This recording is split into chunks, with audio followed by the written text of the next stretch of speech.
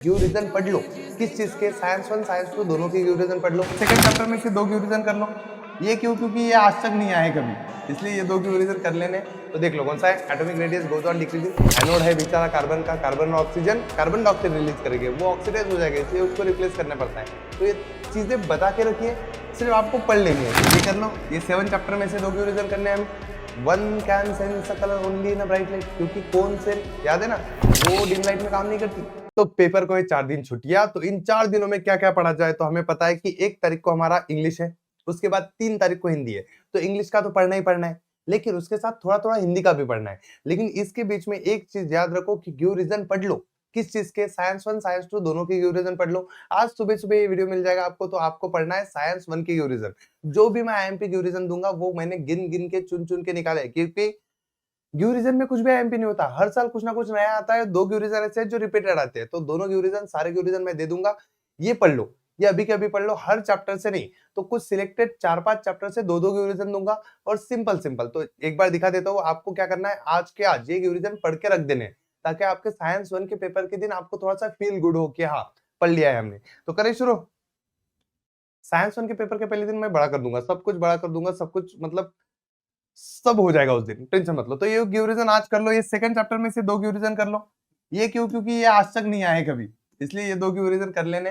तो देख लो कौन सा है। Atomic radius goes on decreasing. इसके आंसर आपको मेरे वन शॉट में मिल जाएंगे, गाइड में मिल जाएंगे, कई मिल जाएंगे। Third period can only Airtel में दिख गए। तो एक्सरसाइज में है, 2 ही कर लो, ये कर ही लो। अगर आपने पहले से कर रखे हैं तो बोल देना कमेंट में कि yes sir we are already prepared, well prepared. ठीक है, तो तुम्हारे लिए कुछ नया लाएंगे, कल कुछ बड़ा नया आने वाला है तुम लोग के लिए। क्या आएगा देख लेते हैं। चलो, और दूसरी बात, ये फोर्थ चैप्टर में से सॉरी थर्ड चैप्टर में से 2 के रिवीजन कर लो। ये इतना बड़ा है लेकिन छोटा सा है, कोई टेंशन नहीं, जल्दी हो जाता है, कोई उसका आंसर बड़ा नहीं है, सिंपल सिंपल है। दूसरी ये चीज, ये तो हमने पढ़ा ही है factors affecting rate of reaction में, तो वो भी हो जाएगा। तो दोनों के रिवीजन दिख लिए, मस्त। दिखा देता हूँ, मैं पढ़ाऊंगा नहीं आज, क्योंकि ये रिवीजन मैंने पढ़ा के रखे हैं।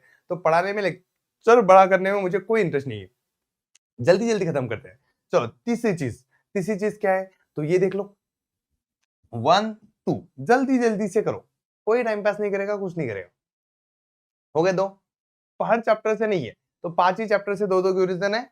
देखो ये वाला, ये तो सिंपल है, सिंपल माइक्रोस्कोप वाला, ये कर लो। ये 7 चैप्टर में से 2 क्वेश्चन करने हैं हमें। One can sense a colour only in a bright light, क्योंकि कौन से याद है ना, वो डिम लाइट में काम नहीं करती, तो वही चीज है।